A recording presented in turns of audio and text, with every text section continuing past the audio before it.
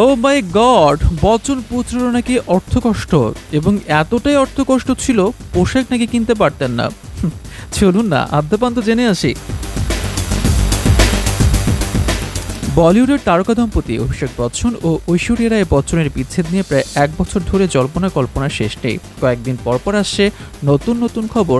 তবে নিজের সংসার ভাঙার গুঞ্জনে একটু শব্দ করছেন না তারা। বিভিন্ন অনুষ্ঠানে গিয়ে বিচ্ছেদ সহ ব্যক্তিগত জীবনের নানা বিষয়েও নানা প্রশ্নের মুখে পড়লেন অভিষেক। সম্প্রতি একটি অনুষ্ঠানে জীবনের লড়াই ও অর্থকষ্ট নিয়ে কথা বলেছেন বচ্চন পুত্র। অভিনয় শুরু করার আগে ব্যবসা নাকি করেছিলেন অভিষেক বচ্চন, কিন্তু ব্যবসায় বিশেষ সুবিধা করতে পারেননি তিনি। ব্যর্থ হয়েছেন বারবার।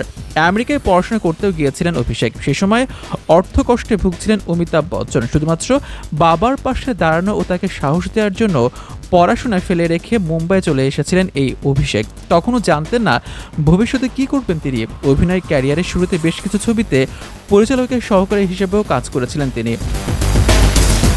এর আগে এক সাক্ষাৎকারে অভিষেক জানান তার কাছে নতুন জামাকাপড় কেনার মতো টাকা ছিল না। একটি অ্যাওয়ার্ড শোয়ে পুরস্কার নিতে উঠেছিলেন পুরনো শেরওয়ানি পরে। এ প্রসঙ্গে অভিষেকের ভাষ্য, আমার কাছে তখনও কোনো টাকা ছিল না। এদিকে যে অ্যাওয়ার্ড শোয়ে আমার যাওয়ার কথা, সেখানে জিন্স শার্ট পরা চলবে না, কিন্তু আমার কাছে তো নতুন কোনো পাঞ্জাবি বা শেরওয়ানি নেই। এখন কি করব, হাতে টাকাও নেই। তাই বাধ্য হয়ে বোনের বিয়ের সময় যে শেরওয়ানি কেনা হয়েছিল সেটি পরে চলে গিয়েছিলাম। ভাবা যায় কি পরিমাণে স্ট্রাগল। সো জীবনে কখনোই কিন্তু আশাহত হওয়া যাবে না।